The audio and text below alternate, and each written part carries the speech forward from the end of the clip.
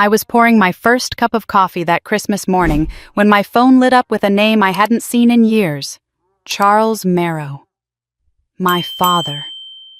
The man who had disappeared from my life the way smoke disappears from a room, quietly leaving nothing but a strange smell and unanswered questions. I stared at the screen, unsure whether to let it ring out. But something inside me, maybe instinct, maybe dread, made me swipe to answer.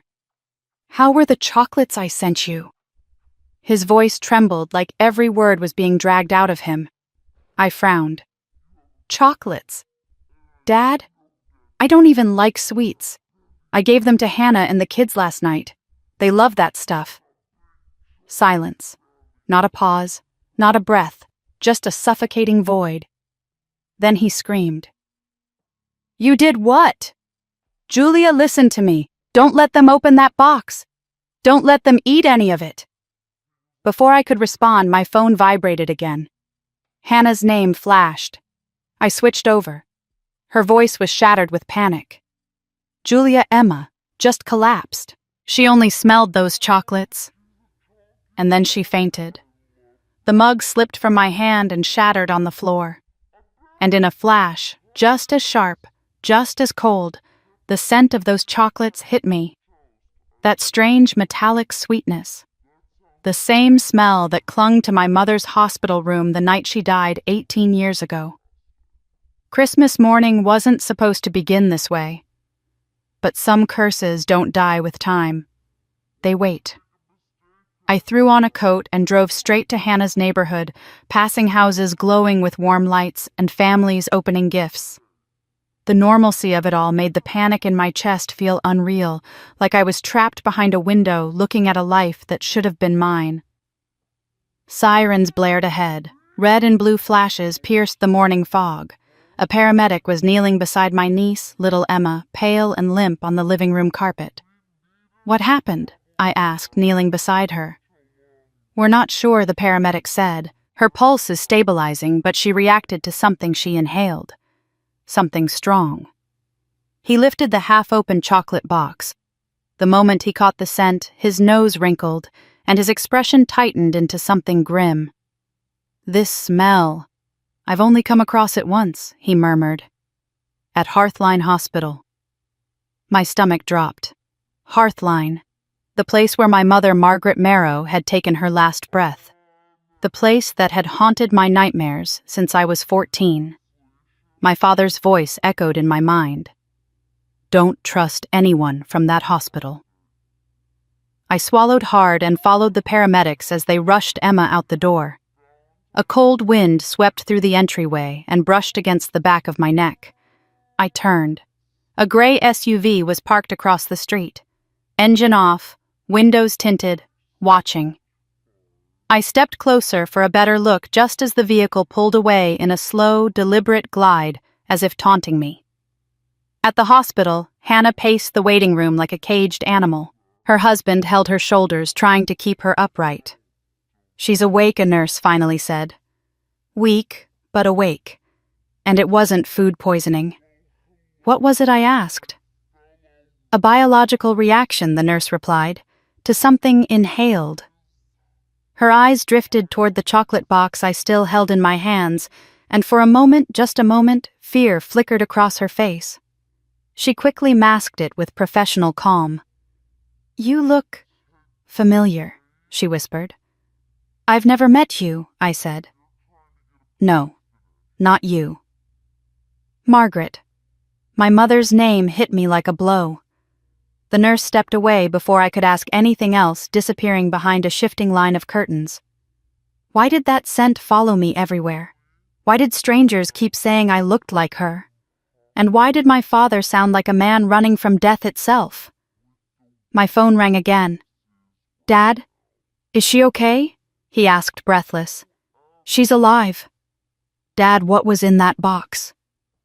"It wasn't meant for you," he said. "It was meant for me."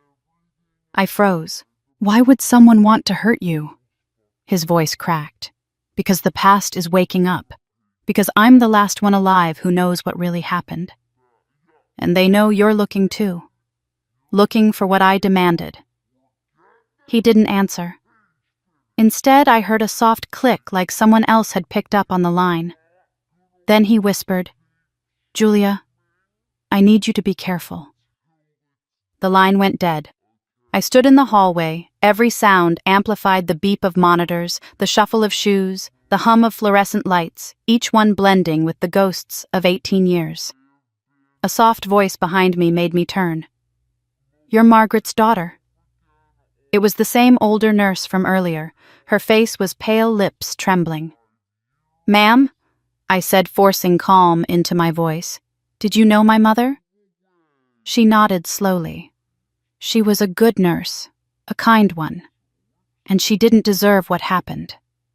"What do you mean?" I stepped closer. Before she could answer, an orderly passed by and she instantly fell silent. Her eyes darted toward him, fear unmistakable and sharp. "When the time comes," she whispered, "you'll understand." Then she hurried away. I stood there, rooted to the tile floor, feeling the past tightening around my throat. As I left the hospital to catch up with Hannah and Emma, a folded note fluttered beneath the wipers of my car. I pulled it free, heart hammering. The handwriting was shaky, jagged, almost frantic. "Stop digging, or you're next." A cold shiver crawled down my spine. The street was quiet. Too quiet. The same gray SUV rolled past the far corner before disappearing around the bend. I looked back at the hospital entrance, its glass doors reflecting the pale winter sun. For a moment in that reflection, I thought I saw a woman with red hair standing just behind me. My mother had red hair. I spun around. No one was there. But one thing had become painfully clear. Someone didn't want me near the truth. And someone else, someone who had been watching long before I ever knew, wanted me to find it. I closed my fist around the threatening note, slid into my car, and drove toward home. Christmas morning had begun with a scream. And now something far older and far darker had finally woken up. I sprinted through the sliding glass doors of Hearthline Hospital, with my pulse pounding against my ribs, the cold December air still clinging to my coat as if trying to hold me back. Hospitals always smelled the same, sterile, metallic, and faintly tragic, but this one carried the exact scent I'd prayed I'd never smell again. The scent that had wrapped itself around my mother's deathbed 18 years ago. I followed the sound of Hannah's voice before I even saw her. She was pacing in frantic circles near the pediatric unit, her hands shaking so badly her phone nearly slipped from her grasp. "Julia," she gasped when she saw me. "She's awake. She's okay, but God, Jules. I thought we were losing her." I hugged her tight enough to ground us both, but my eyes drifted past her toward the room where paramedics had taken Emma.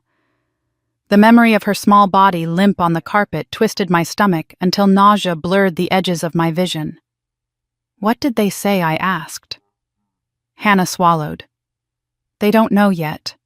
They think she inhaled something toxic. They're running tests." I froze.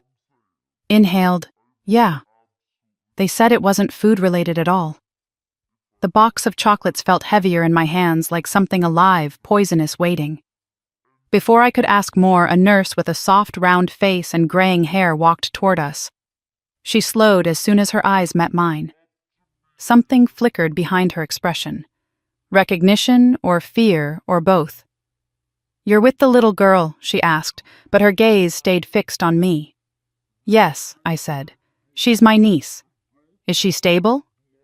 "Yes, for now," the nurse said. She hesitated. "May I ask your name, Julia?" I said. "Julia Marrow." The nurse inhaled sharply, almost imperceptibly, but enough that I felt it like a cold finger running down my spine. "You look exactly like her," she whispered. "Like who?" Her eyes darted around, scanning for someone listening. "Margaret, your mother." My breath hitched. Before I could push further, she stepped back as an orderly walked by. I recognized the shift instantly, the way someone shuts down when they fear being overheard. "I should get back," she murmured, turning away. "Wait," I said, grabbing her sleeve gently. "You knew my mother." Her eyes softened, then clouded with something like sorrow. She was a good woman, and she didn't deserve what happened. What do you mean? But she was already gone, disappearing behind a curtain like a ghost dissolving into thin air. The hospital suddenly felt too bright, too loud, too full of secrets. My phone vibrated in my hand. Dad! I hesitated before answering, still hearing his earlier panic as if it were echoing down these hallways. Is she all right? He asked, breathless. She's stable, I said. But Dad, what was in that box? He exhaled shakily. It wasn't meant for you. You said that. But why? Why would someone want to hurt you? Silence stretched across the line. Then, in a voice so low I had to press the phone hard against my ear, he said, Because the past is waking up. Because I'm the last one alive who knows what really happened. What happened? I demanded. His voice cracked. Julia, I need you to be careful. Before I could say another word, another faint sound crackled on the line. A second connection. A soft click, someone had joined the call. Dad. Who's there? I whispered. My father's breath hitched, and then the line went dead. I tried calling back, but it rang once and went straight to voicemail. My pulse stuttered with dread. I shoved the phone into my pocket and walked back toward Emma's room, but every muscle in my body felt wired alert to every shadow, every movement, every breath. The paramedics were finishing their tests when I returned. One of them handed me the chocolate box. Where did this come from? He asked. My father sent it, I said. He sniffed the opened wrapper and grimaced. I've only come across this scent one other time, at Hearthline years ago. Whatever it is, it's not chocolate. His words froze the air between us. Hannah overheard him and grabbed my arm. Julia, what does he mean, I don't know? I said. But I did know. Deep inside, I knew exactly what he meant. The smell wasn't unfamiliar. It was woven into the darkest night of my childhood, the night I sat beside Mom's bed, feeling the wrongness even before the alarms went off. A wave of déjà vu washed over me so strong my knees nearly gave. The nurse returned. Emma's resting now. You can sit with her. I stepped inside the dim room. Emma lay curled beneath a blanket, cheeks pale but breathing steadily. I brushed a strand of hair from her forehead. Aunt Julia, she whispered, eyes barely open. Yeah, sweetheart. I'm right here. She blinked slowly, then said something so soft I almost thought I imagined it. There was a woman here. I stiffened. A woman. She stood by my bed. Emma pointed weakly toward the doorway. She had red hair. My blood ran cold. Red hair. Mom had red hair. I forced myself to breathe. Are you sure, baby? Emma nodded once, drifting back into sleep. I stepped out of the room, leaning against the wall to steady myself. The hallway felt like a tunnel closing in around me. On my way to the parking lot, I texted Hannah to stay with Emma. My hands were trembling so badly I could barely hit the keys. When I reached my car, I stopped in my tracks. There was a piece of paper tucked neatly beneath the windshield wiper. My heart hammered as I pulled it free. The message was written in rushed, uneven strokes like the writer's hand shook with adrenaline. Stop digging, or you're next. A cold wind brushed the back of my neck. I whipped around. At the far end of the lot, headlights blinked on. A gray SUV, the same one from earlier. It idled for a moment, just long enough for me to feel its gaze before slipping away into the fog. My breath came in tight, shallow bursts. I climbed into my car and locked the doors, scanning the mirrors again and again. Everything around me seemed suddenly dangerous, the shadows, the lights, the silence. Someone didn't want me looking into my mother's death. Someone wanted to scare me away. And someone else, someone hidden deeper in the folds of the past, wanted me to find the truth. As I drove toward home, the note lay on the passenger seat, its threat sinking into my bones. Stop digging. But something had already started inside me that no threat could bury. I wasn't going to stop. Not now. Not after 18 years of ghosts. I reached the old cafe in Savannah's historic district just after sunrise, the kind of morning where the cold felt sharper than the light. The windows were fogged from the heater inside, glowing gold against the blue-gray dawn. For a moment, I stood outside watching the silhouette of an older woman seated alone in the far corner. She didn't sip her tea. She didn't look at the door. She simply waited, as if she had known the exact second I'd arrive. When I stepped inside, the bell on the door chimed softly. She lifted her head. Her eyes met mine immediately, not with surprise, but with the solemn certainty of someone seeing a prophecy fulfilled. "You walk like her," she said as I approached. "Margaret, your mother." Her voice hit me like someone had opened a window in my chest, letting the cold rush straight in. No one had spoken my mother's name with that kind of tenderness in 18 years. "Are you Evelyn Harrow?" I asked, though I already knew. The woman nodded. Her hands trembled only slightly as she motioned for me to sit. I slid into the booth across from her, my heartbeat drumming so loudly I wondered if she could hear it. "I used to work with your mother," Evelyn said. "She trusted me." And I failed her. I stared at her, unsure how to respond. The guilt on her face looked older than her wrinkles. "She left something behind," Evelyn continued. "Something meant only for you." From the bag beside her feet, she pulled out a worn manila folder sealed with yellowed tape. She placed it between us as though she were laying down evidence of a crime. I hesitated before opening it. Inside were several torn sheets of lined paper, fragile at the edges, the ink faded with time. But the handwriting was unmistakably hers. Neat, deliberate, with the slight rightward tilt I used to imitate as a child. My breath caught. "These are—" I couldn't finish. "They're pages from your mother's diary," Evelyn said softly. "Pages someone ripped out the night she died." My fingers curled around the edges of the first page. Who would tear pages from a dying woman's diary? Who would even know where to find it?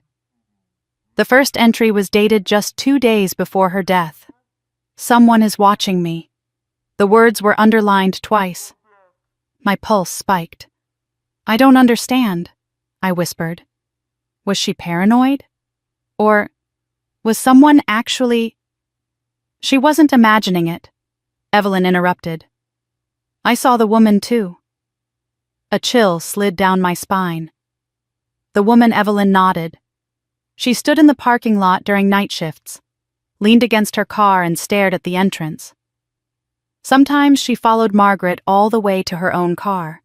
When Margaret confronted her, she didn't speak, just stared with these empty, furious eyes.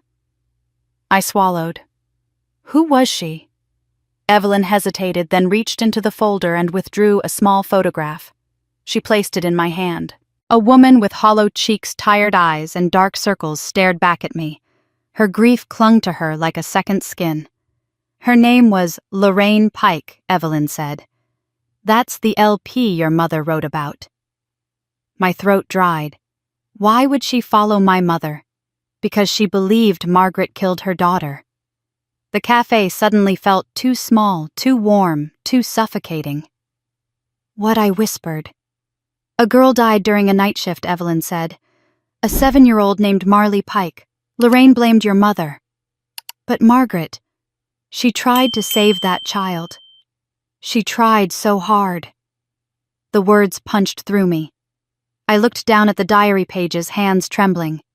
The next entry was messier, as if written in panic. Equipment malfunction. Medication misplaced. Something isn't right. If anything happens to me, tell Julia about LP. My name written in my mother's hand almost sent me reeling. She knew something, I said. Something bigger than a child's death. "She did," Evelyn replied, eyes glossy. "And those who caused it knew she knew." I studied the lines again, noticing for the first time the way the ink had bled slightly near the bottom, as if a drop of water or a tear had fallen on it. "When did you get these?" I asked. "Years ago. Margaret gave me a key to her locker 3 days before she died. I didn't know what I'd find. I didn't know I'd find pages missing from her diary months later." Evelyn's voice cracked. I kept them hidden because I was terrified. But you should have them. What made you reach out now? I asked. Evelyn looked over my shoulder toward the fogged window. Because someone else came looking before you. Another chill deeper than the first slid up my spine. What do you mean, a man came to my door 10 days ago? She whispered. He said he was an old friend of Margaret's, but he asked questions only someone from the hospital's administrative office would know. Questions about that night, about who was on shift, about you, about me, I breathed. He wanted to know where you lived. The room swayed before my eyes. What did you tell him? I asked, voice barely stable. Nothing, Evelyn said firmly. I lied. I said I hadn't seen you since you were a girl. But the way he looked at me, Julia, like he knew I was lying, that's when I decided I couldn't keep these pages from you anymore. My eyes drifted back to the diary pages. Someone is watching me. Tell Julia. They warned me. This wasn't an accident. It felt as though every word was reaching across 18 years to grip me by the throat. Why, my mother? I whispered. Why follow her? Why threaten her? Evelyn's eyes softened with pity. Your mother wanted justice. She wanted the truth about that little girl's death. But the truth was buried by someone very powerful. Someone who wouldn't hesitate to silence anyone who dug too deep. I thought of the SUV that kept following me, of the nurse who recognized me, of the Christmas box, of Emma's near death. And they think I'm digging now, I murmured. Evelyn leaned closer. You need to be careful. You're stepping into the same shadows Margaret stepped into. Shadows that swallowed her whole. I opened my mouth to say something, anything, but a sudden clatter from the next booth made us both jump. A spoon had fallen off a saucer, landing on the wooden floor. The table was empty. There was no one sitting there, Evelyn murmured, frowning. A flicker of movement outside caught my eye. Through the cafe window, I saw the same gray SUV parked across the street. The driver sat still, face hidden behind tinted glass, watching. I tensed. Evelyn followed my gaze and stiffened. That's the car, she whispered. A surge of adrenaline shot through me. I grabbed the folder and stood. I have to go. Wait. Evelyn grabbed my wrist with surprising strength. There's one more thing. From her coat pocket, she drew a thick envelope sealed with dark red wax. The surface was rough, embossed slightly with age. Just 2 words were written on the front in my mother's handwriting. For Julia. My breath stalled in my lungs. Evelyn pressed it into my hands. Your mother wanted you to have this, only when your life started to look like hers did. I stared at the envelope, heart beating so hard it almost hurt. And does it? Evelyn's answer came in barely more than a whisper. Yes. Outside the SUV, engine rumbled to life. I backed away, envelope in hand, diary pages pressed to my chest. The cafe door chimed again as I slipped out into the cold air. The SUV idled long enough to let me know it had seen me. And then it pulled away. I stood frozen for several seconds before finally forcing myself toward my car. My mother had been hunted. Now I was being watched. And for the first time in 18 years, I understood why she had written my name among the last words she ever penned. The truth hadn't died with her. It had waited for me. I didn't remember the drive home. One moment I was leaving the cafe with my mother's torn diary pages pressed against my chest, and the next I was standing in my kitchen staring at the red wax envelope as if it might burn my hands. The house was silent, too still, like breath held in the dark. I set the envelope on the table, but the sight of it made my pulse race. I paced the room, replaying Evelyn's words. Your mother wanted you to have this only when your life started to look like hers did. What did that mean? Fear, threats, being watched. The answer came with a sudden knock that made me flinch so violently I nearly dropped my phone. 3 short raps, a pause, then 2 more. I forced myself toward the door and peeked through the side window. Tom Richardson stood on my porch bundled in a light jacket that wasn't nearly warm enough for December. His shoulders hunched against the cold hands shoved deep into his pockets. He looked older than his 60-something years' worry carved into the lines of his face. I opened the door. "Tom, what are you doing here?" His eyes darted to the driveway, to the street, to the shadows between the yards. "We need to talk," he whispered. "Right now. About what your mother." The way he said it, quiet, urgent, terrified, made every nerve in my body tighten. I stepped aside and he slipped into the house like someone slipping into church to confess. As soon as the door shut, he exhaled shakily. "I shouldn't be here. But after seeing that SUV out front last night..." "Julia, they're watching you the same way they watched your mother." I didn't ask who they were. I already knew the answer was tangled somewhere in Hearthline Hospital. Tom rubbed his hands together, trying to warm them. "I knew your mom. Not well, but enough. She was one of the best nurses we had. Smart, brave, too brave." He looked at me then, and the pity in his eyes made my stomach twist. "She died because she wouldn't stay quiet." A cold shudder ran through me. "Quiet about what?" "About what happened to that little girl." His voice cracked. "About how the records were altered. About how someone switched her medication dosage the night she died." I swallowed hard. "Who did it?" Tom hesitated. His jaw clenched. His gaze dropped to the floor. "The same man who nearly ended up killing your mother." Before I could press him, he reached into his pocket and pulled out a folded slip of paper. "This is what I came to give you," he said, handing it to me. I kept it all these years. I unfolded the paper carefully. A handwritten evening roster. Nurses, staff on call. One name circled in red pen. Dr. Rowan Hale, attending physician. My breath stalled. He was there. "He was always there," Tom whispered. "Even when he wasn't supposed to be."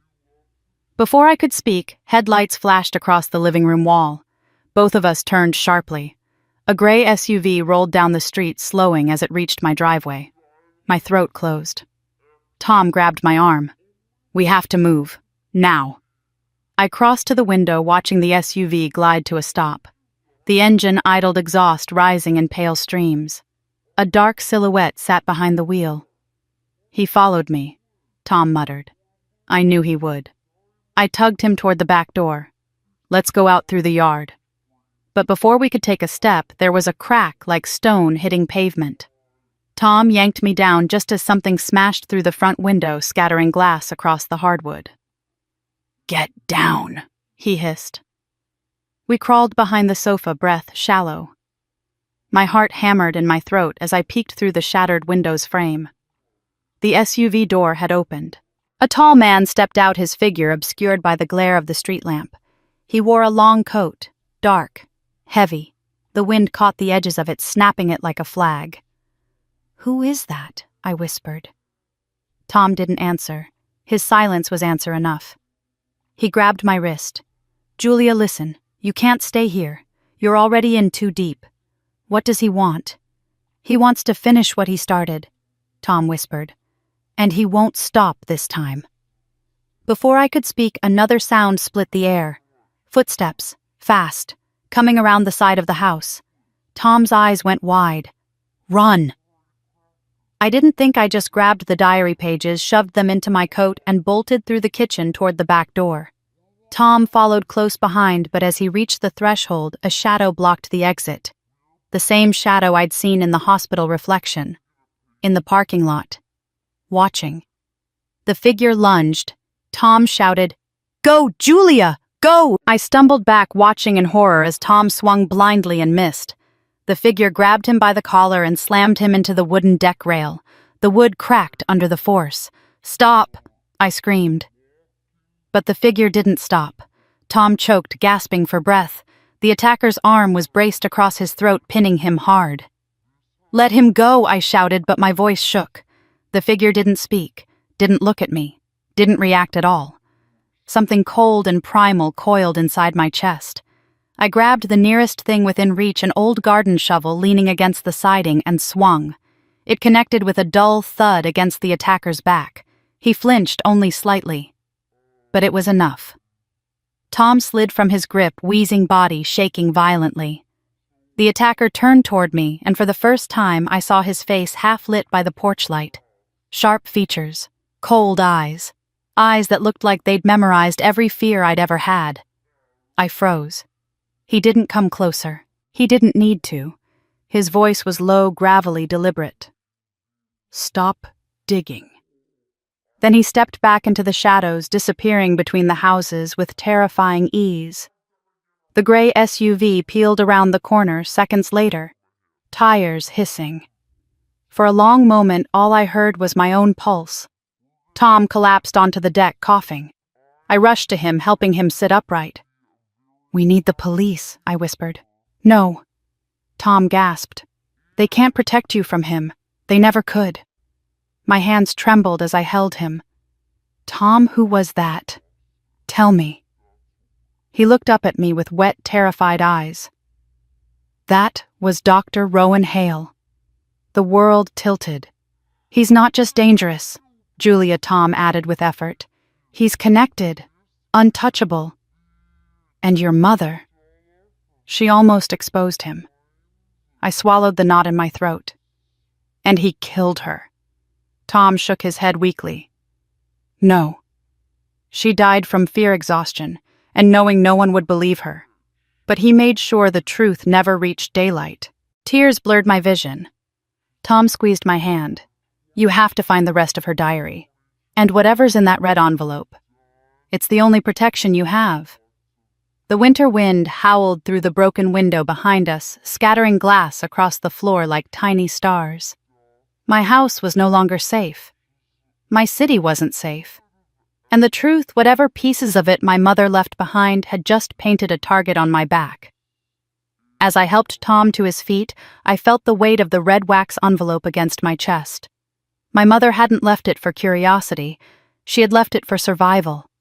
And as the sky turned a pale winter gray, one thought rooted deeper than fear. If Dr. Rowan Hale wanted me to stop digging, I had no choice but to dig deeper. I drove Tom to the hospital in silence, my hands white-knuckled on the steering wheel, the smell of cold December air mixing with the metallic tang of blood from the cut above his eyebrow. He kept insisting he was fine, but the way he struggled to breathe, each inhale sharp and ragged, told a different story. Every time he winced, guilt twisted in my chest. I should have stopped the attack sooner. I should have known something worse was coming. When we reached the ER entrance, a nurse rushed out with a wheelchair.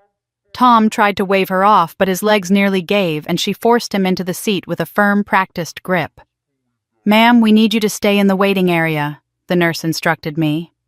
I nodded, watching them disappear behind a curtain. My reflection in the glass sliding doors looked like a stranger hair-disheveled coat askew, eyes wide and haunted. I sank into a plastic chair and buried my face in my hands. My phone buzzed on my lap. Unknown number. For a moment, I almost didn't answer. Then I forced myself to pick up. A woman's whisper hissed through the speaker. "You should have listened." I sat bolt upright. Who is this silence? Then a long exhale. Margaret didn't listen either. I froze, breath locked in my throat. "Leave Savannah." "Julia," the voice murmured. "Leave before they decide you're not worth warning." The line went dead. My fingers were trembling when I set the phone down. I looked around the waiting room, scanning faces, corners, windows. But no one looked out of place. No one looked like a threat. No one looked like they were staring back. Yet I felt watched. Every inhale grew tighter, like invisible hands were wrapping around my throat. I had to move. I had to do something, anything, or I would lose my mind. A doctor in blue scrubs approached 10 minutes later. "Are you with Mr. Richardson?" "Yes." "Is he all right?" "He's stable. But he sustained a severe contusion and signs of strangulation. Someone knew what they were doing." "Can I see him?" He hesitated. Briefly. I followed him into a dim room where Tom lay hooked to monitors. His throat was bruised, fingerprints blooming across the skin like ink stains. "Julia," he rasped when he saw me. "Don't talk," I said gently. He shook his head. "We don't have much time." I stepped closer, pulling a chair beside his bed. "Tom, I'm not going anywhere. Tell me what you meant earlier about my mother, about Hale." He stared past me, eyes unfocused, as if he were looking through years of regret. "Your mother wasn't paranoid," he whispered. "She wasn't imagining shadows. She was followed, just like you are." My blood ran cold. Hale blamed her for what happened to Marley. "Pike," Tom continued, "but she wasn't at fault. She was the only one who tried to save that child." "Then why did Lorraine blame her?" I asked. "Because Hale needed someone to point the finger at. He couldn't afford a scandal. Not then, not with the funding he was chasing from the research board." "What research?" I asked. Tom closed his eyes briefly. "The hospital was under investigation for mismanaged medications. Hale altered logs, erased orders. And when that little girl died, he panicked. He coughed, wincing. I leaned forward. Tom, who else was involved? Who helped him?" "There's a second person, someone in that SUV." Tom's eyes flicked open. Fear trembled in their depths. "There was a technician," he whispered. "A quiet man, always in the shadows. He had access to everything supplies storage camera systems. He did whatever Hale told him." "What was his name?" Tom swallowed painfully. "I don't remember. We called him the Ghost." The hairs on my arms lifted. "Julia," Tom said weakly, "listen to me. Hale and that man, they'll do anything to protect their secrets. You need to get out. Tonight." Before I could answer, alarms on the monitor beeped rapidly.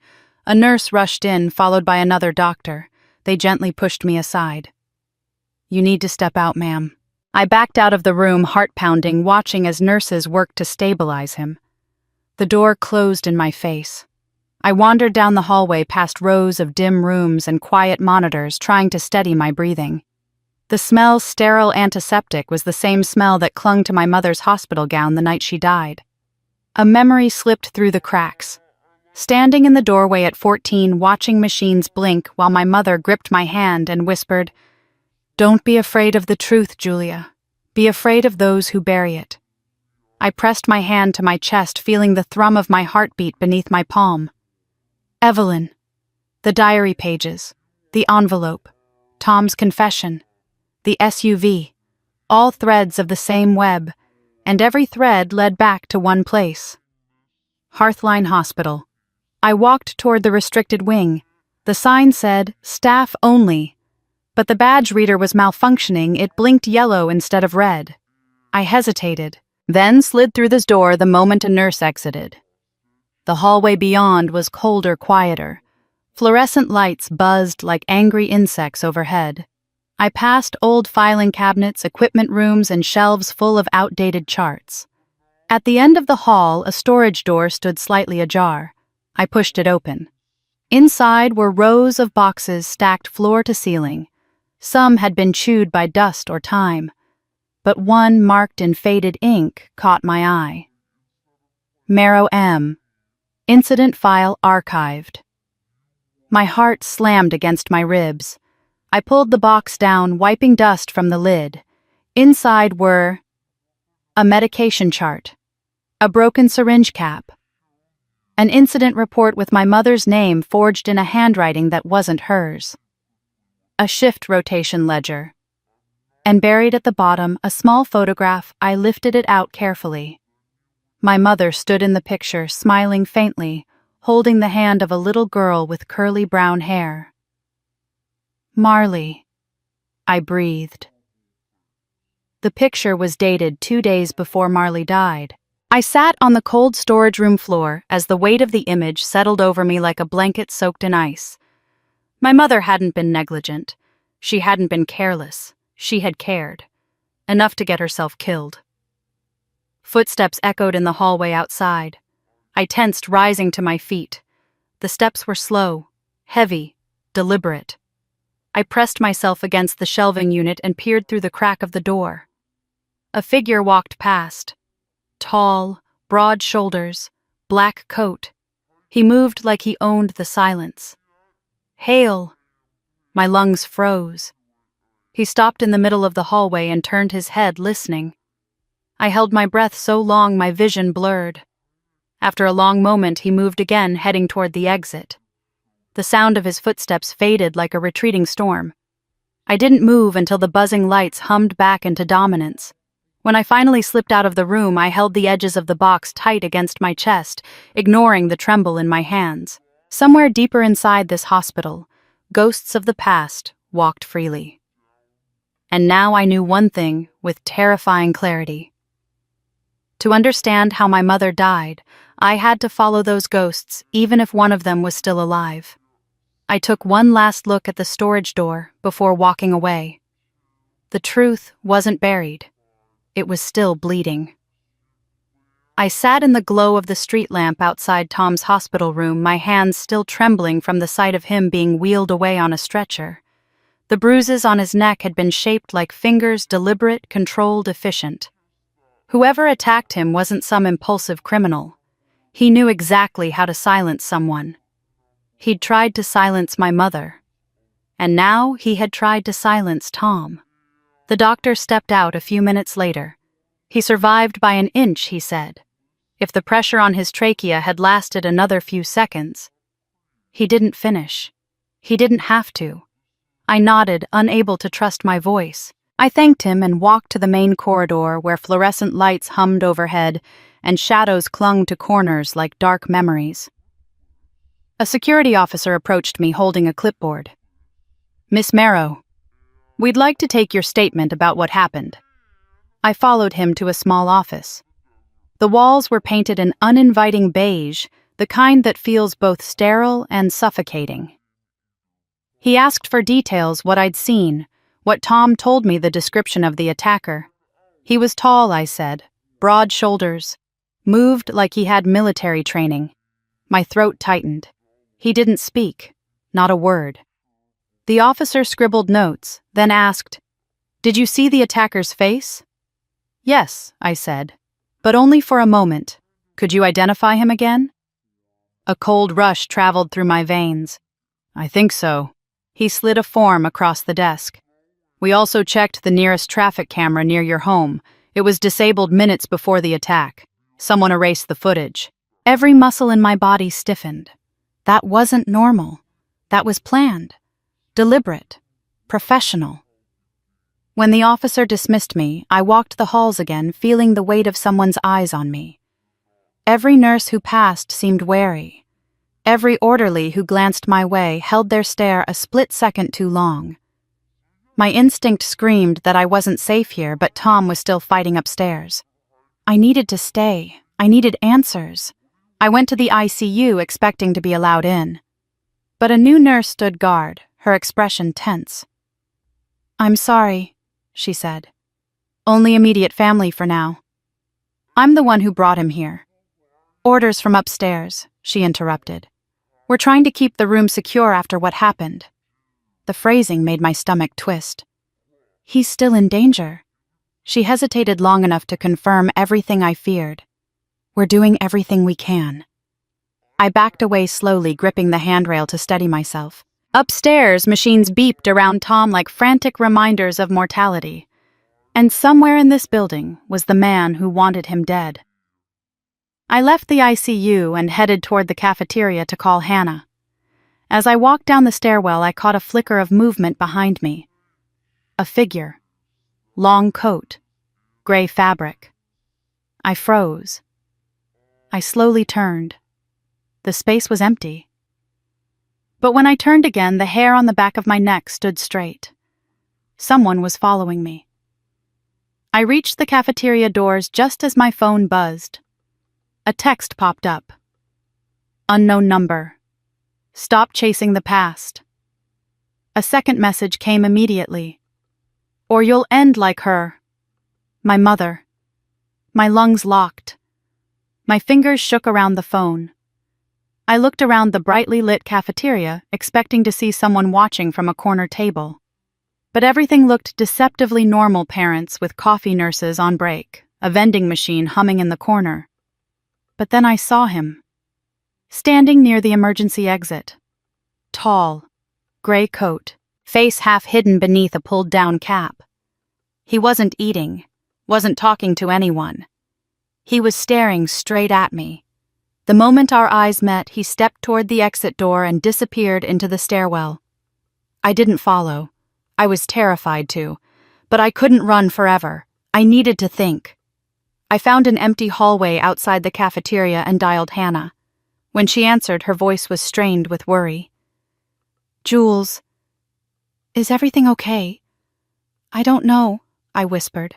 "Tom was attacked, badly. He survived, but, Hannah, I think someone tried to kill him because he told me too much." "Oh my God," she breathed. "Do you think it's connected to what happened to Mom?" "I don't think," I whispered. "I know." A heavy silence filled the line. "What are you going to do?" she asked. I stared at the white hallway tiles, my reflection cast faintly in their polished surface. I could see the fear in my own eyes, the uncertainty, but beneath it all the same stubborn fire I had seen in my mother's face in old photos. "I'm going to find out the truth," I said. "Julia, please be careful," Hannah whispered. "Whatever this is, it's been buried for a reason." Before I could respond, the line crackled. A faint clicking noise echoed on the call.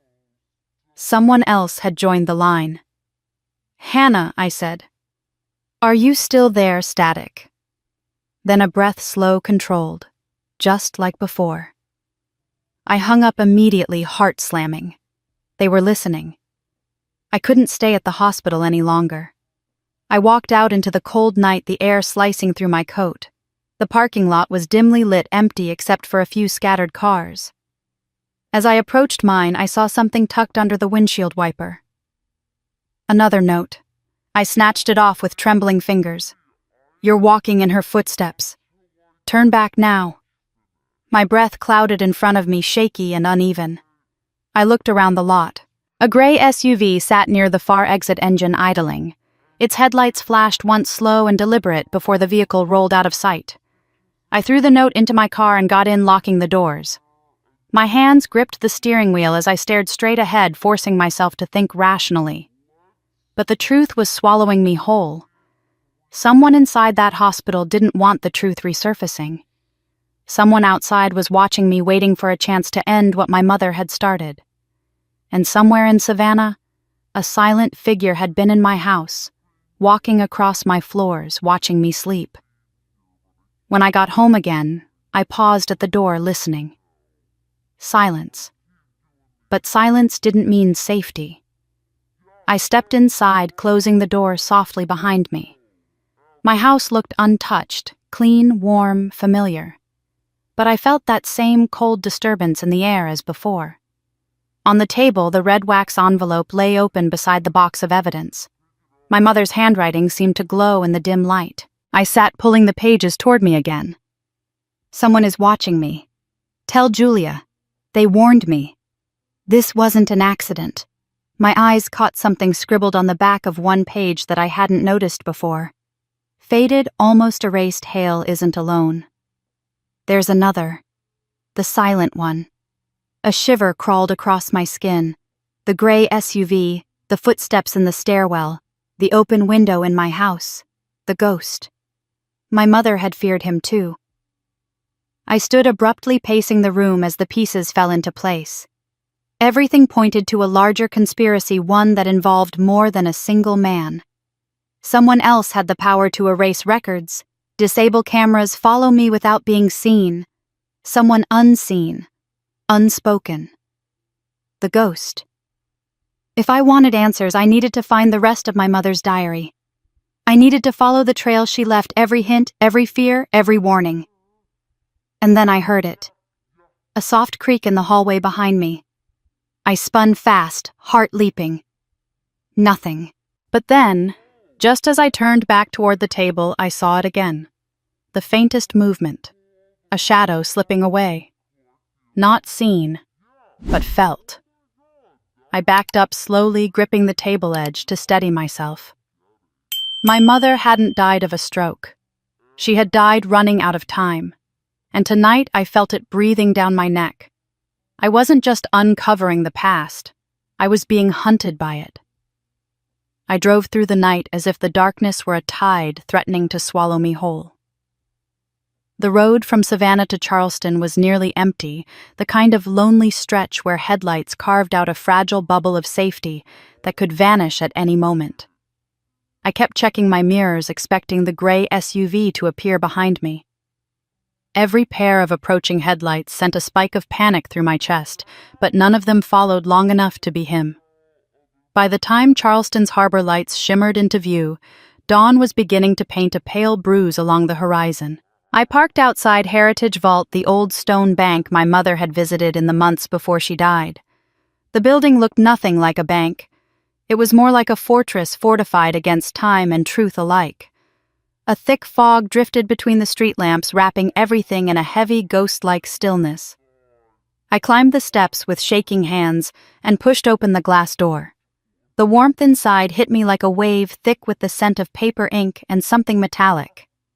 I approached the marble counter where a clerk, a middle-aged man with thinning hair, sorted through a stack of forms. "Can I help you, miss?" he asked politely. I handed him the key. "I'm here to access a safety deposit box, number 123K. He took the key, glanced at it, then at me.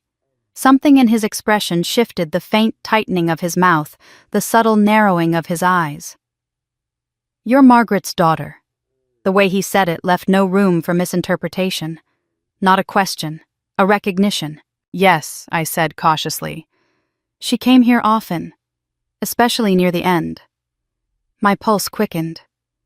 Did she say why? His expression hardened as if he realized he'd said too much. "Please follow me." He led me down a long corridor toward a vault door that looked like it belonged in a museum, massive, circular, solid steel. He unlocked it with a series of codes and keys before escorting me inside. "Room 3, he said, pointing to a narrow viewing booth. The air inside the vault felt colder, quieter, weighted. He inserted my key into a metal drawer labeled 123K and slid it out, placing the long box on the table. "Take as long as you need." The moment he left, the silence grew dense enough to hear my own heartbeat. I lifted the lid. The contents were sparse, but devastating. A sealed envelope with red wax identical to the one found at home. A small flash drive. Several folded sheets of my mother's handwriting. A tiny silver key. And a note that simply said, "If something happens to me, trust Evelyn." I swallowed hard, tears pricking at the back of my eyes. My mother had prepared for something. Something she'd known was coming. I opened the folded papers. Her handwriting leapt from the page like a living thing. "He won't stop. He knows what I saw." Rowan Hale was in the room before Marley died. The dosage was wrong. He changed the log. My breath hitched. The cameras were tampered with. The signature on the incident report isn't mine. Someone forged it. Someone high up. A tremble passed through my fingers. They're watching me. Someone else is helping him. The ghost. Protect Julia. My throat tightened painfully as I read the final line. Locker, chapel. Only if she's ready. Locker, chapel. The small silver key glinted like it understood its purpose. I wiped my eyes and reached for the flash drive. There was a small security computer in the booth. My hand hovered over the port before sliding the drive in. The screen flickered, then a video began. My mother appeared exhausted, disheveled eyes red-rimmed from lack of sleep. The wavering fluorescent light behind her made her look fragile, almost translucent.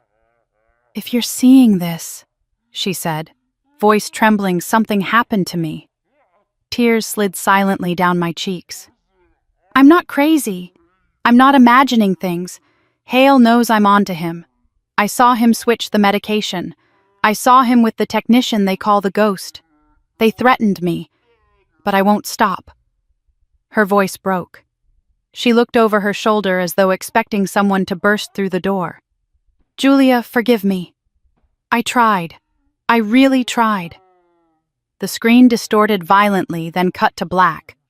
My breath came out in a shaking exhale. The silence afterward was so crushing that I could hear the blood rushing in my ears. My mother hadn't died of paranoia. She had died because she was right. I collected the items and stepped out of the booth, but stopped cold. The lights in the vault were flickering. Once. Twice. Then steady. The clerk was nowhere in sight. My instincts screamed at me. Something was wrong. I walked into the hallway, glancing over my shoulder as my footsteps echoed. When I reached the lobby, I scanned the room, heart pounding. That was when I saw him. Standing near the far wall, half hidden by a potted plant, was a tall man in a gray cap, coat to the knees, shoulders stiff, staring at me. My lungs froze mid-inhale. He took a step forward, then stopped. Another step. My pulse thundered. I turned sharply toward the exit. The clerk who had mysteriously vanished before reappeared behind the counter, giving me a startled look. But I didn't stop. I didn't breathe. I didn't look back. Once outside, I practically ran down the steps just in time to see a familiar gray SUV parked across the street behind a row of cars. Someone sat behind the wheel, watching. I moved quickly to my car, unlocking it with shaking fingers. I slid inside, locked the doors, and gripped the steering wheel until my knuckles whitened. Then I saw it. A piece of paper tucked under my windshield wiper. I reached through the cracked window to grab it. Only 3 words were written on it. "You opened it." I lifted my gaze. The SUV's headlights blinked once. Fury and terror crashed over me in equal measure. I shoved the note into my coat and drove off, turning sharply onto the main road. My breathing came in ragged bursts as I checked my mirrors. No SUV followed. But the lack of pursuit was somehow worse. Because it meant one thing: he knew where I was going next. On the drive back toward the city, the memory of the silver key weighed heavily on my mind. Locker, chapel, old Mariner's Chapel, a place my mother feared, a place she mentioned in her diary, a place Evelyn had warned me about. And now the key in my pocket pulsed with meaning, as if alive with my mother's final intention. I pulled over to the side of the road and turned off the engine. My hands were trembling harder now, the adrenaline wearing thin. The sky outside had turned stormy clouds, rolling low over Charleston like bruises. I reached into my pocket and pulled out the key. It was small, silver, unassuming. Yet it felt heavier than the flash drive or the diary pages. A small tag dangled from the ring, stained by time. Old Mariner's Chapel, Storage 7. Storage. Not sanctuary.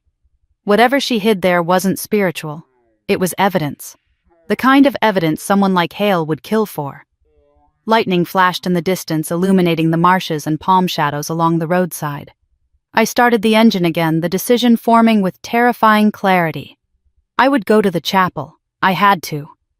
If my mother had risked her life to leave something for me, I couldn't turn away. But as I shifted into drive, my phone buzzed. A new message. Unknown number. "We know where you're going." For several long seconds, I stared at the glowing screen, frozen by the truth in those words. Someone had been watching me every step of the way. Someone knew the route before I took it. Someone wanted me to find what my mother left behind, or wanted to stop me just as I reached for it. Either way, the path ahead wasn't just dangerous. It was the last road my mother ever walked. And now, it was mine. The old chapel stood at the edge of Charleston's historic district, like a forgotten relic swallowed by the mist creeping in from the harbor. Lantern-style streetlights flickered along the narrow path leading to its doors, casting long shadows across the weather-worn stones. I parked beneath an ancient oak whose branches twisted overhead like the arms of something guarding the place. The building ahead was small, wooden, and aging, not abandoned, but clearly neglected. The kind of place people walked past without noticing. The kind of place someone might choose to hide a secret. I tightened my grip on the silver key and approached the entrance. The fog swirled around the chapel steps, cushioning each footfall. When I reached the doorway, I hesitated. The wood bore faint scorch marks, old but unmistakable. A sudden breeze swept past, carrying the faint scent of burning. My heart skipped. I touched the doorknob. It turned on its own. The door creaked open, letting out a groan that echoed through the empty sanctuary. My breath shivered in my chest. I stepped inside. The chapel smelled of old wood, extinguished candles, and something faintly metallic. Something familiar. The interior was dim, lit only by the weak daylight filtering through stained glass windows cracked with age. Dust floated lazily in the beams of light. Rows of wooden pews stretched before me, coated with a thin layer of grime, like a second skin, and someone was sitting in the far corner. I froze. A woman hunched, head bowed. Her hair was a deep chestnut streaked with gray. She didn't move until I took a cautious step forward. Then she lifted her head, revealing eyes that looked like they'd cried more tears than they had years left to live.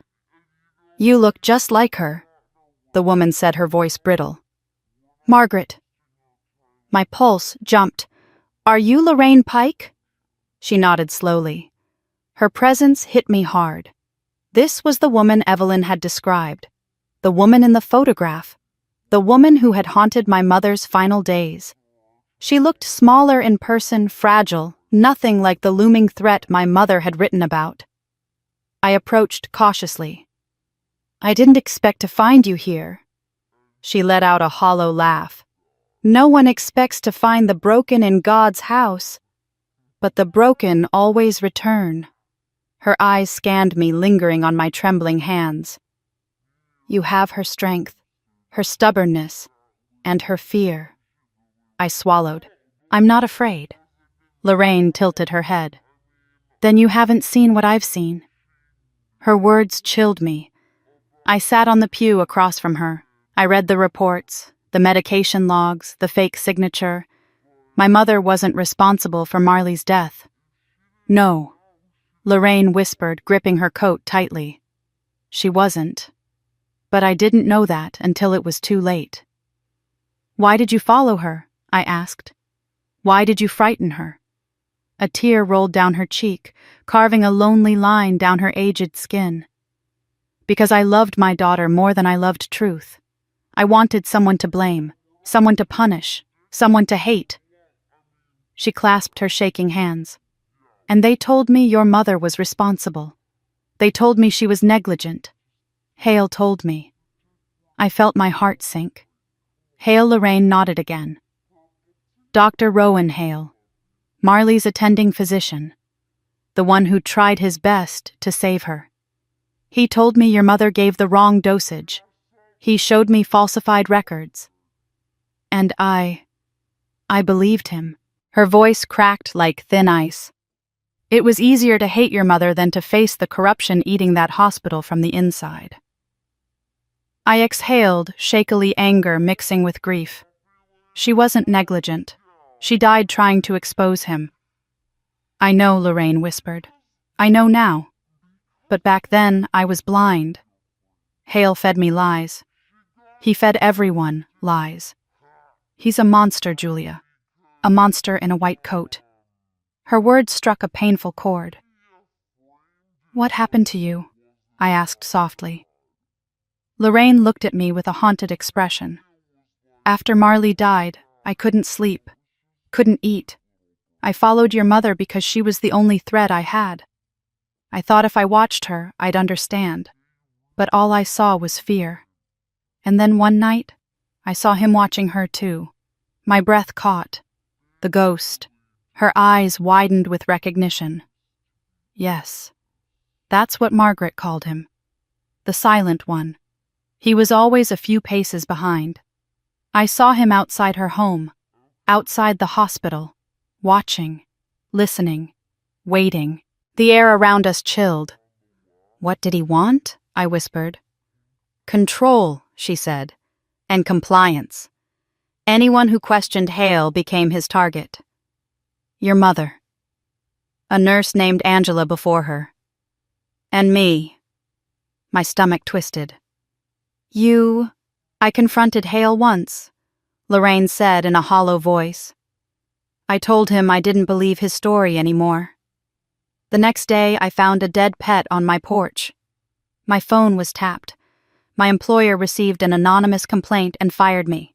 She shook her head. He ruins people quietly, efficiently, just like he kills. Lightning cracked across the sky outside, illuminating the chapel. Lorraine flinched. I stood sensing the conversation shifting into something deeper. I came here for something my mother left, I said. A storage locker, number 7. Lorraine nodded slowly. Follow me. She led me through the side aisle toward a small door behind the pulpit. She unlocked it with a rusted key and motioned me inside. A narrow staircase descended into a basement that smelled of damp stone and long-forgotten secrets. Each step creaked beneath our weight. At the bottom was a small room with brick walls and a single metal cabinet. Lorraine opened the cabinet, revealing a row of old storage boxes. One was labeled with a 7 etched crudely on its lid. I pulled it out. My fingers trembled as I lifted the top. Inside was a stack of documents and a leather-bound notebook, the rest of my mother's diary. Beneath it were several photographs, including one that made my blood run cold. A picture of Dr. Rowan Hale standing outside my family home, his expression blank, his posture relaxed as if he belonged there. The photograph was dated 2 days before my mother died. I stared at it, my chest tightening. He was there. At my house. Lorraine swallowed. He wanted to scare her. He wanted her silence.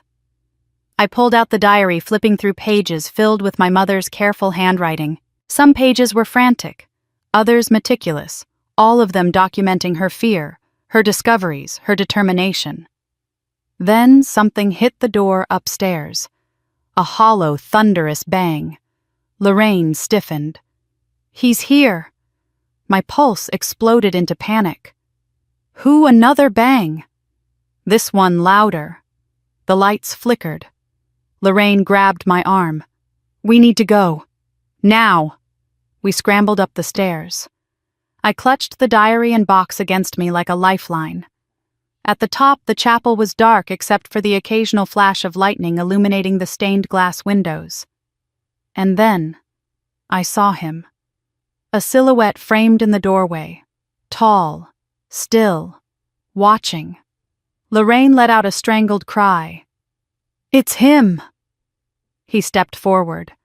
The wind howled, slamming the door shut behind him. The chapel plunged into darkness. In the instant before the lights went out completely, I saw the flash of something metallic in his hand. Not a weapon, a lighter. The faint click echoed through the wooden sanctuary. A flame sparked. He tossed it onto the old rug near the aisle. Within seconds, fire bloomed like a living thing, hungry, eager, deadly. Lorraine grabbed my wrist. He's going to burn it. He always said he would burn the truth. Smoke filled the air as we stumbled backward, the fire-consuming pews climbing toward the rafters.